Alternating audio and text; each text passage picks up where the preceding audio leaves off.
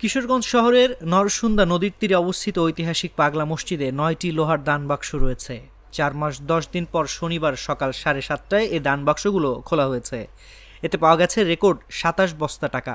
কিশোরগঞ্জের জেলা প্রশাসক ও পাগলা মসজিদ পরিচালনা কমিটির সভাপতি মোহাম্মদ আবুল কালাম আজাদ ও পুলিশ সুপার মোহাম্মদ রাসেল শেখের উপস্থিতিতে দান বাক্সগুলো খোলা হয়।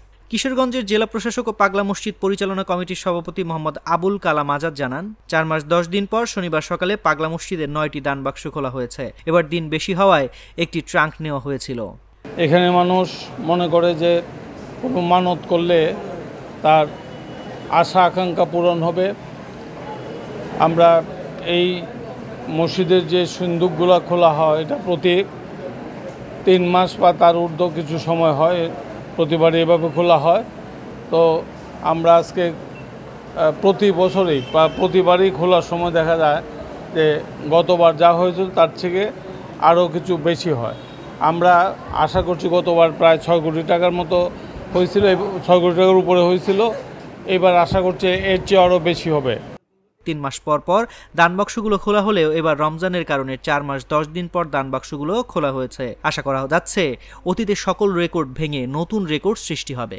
এখানে একটা বৃহৎ আকারের মসজিদ এবং অত্যন্ত দৃষ্টিনন্দন একটি মসজিদ আমরা তৈরি করার একটা চিন্তাভাবনা আছে, যেখানে একসাথে ৩০,০০০ মানুষ নামাজ পড়তে পারে সেই ধরনের একটা মসজিদ নির্মাণের আমাদের পরিকল্পনা চলছে। পরিকল্পনা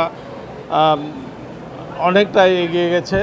হয়তোবা কিছুদিনের মধ্যে আমরা এর টেন্ডার আহ্বান করব, তারপরে নির্মাণ কাজ চলবে।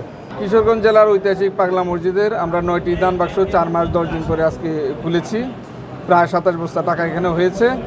তা আপনারা জানেন এই মসজিদের প্রতি এই অঞ্চলের মানুষ সহ সারা দেশের মুসলিয়ান এবং বিশ্বের অন্যান্য অঞ্চলের মুসলিয়ানদেরও অন্য ধরনের একটা আবেগ রয়েছে। এই অঞ্চলের মানুষজন যখন ঘর থেকে বের হয়, যে একটা অটো রিক্সা নিয়ে যাচ্ছে, উনিও যাওয়ার সময় দেখা যাচ্ছে পাগলা মসজিদে দান করে যাচ্ছেন।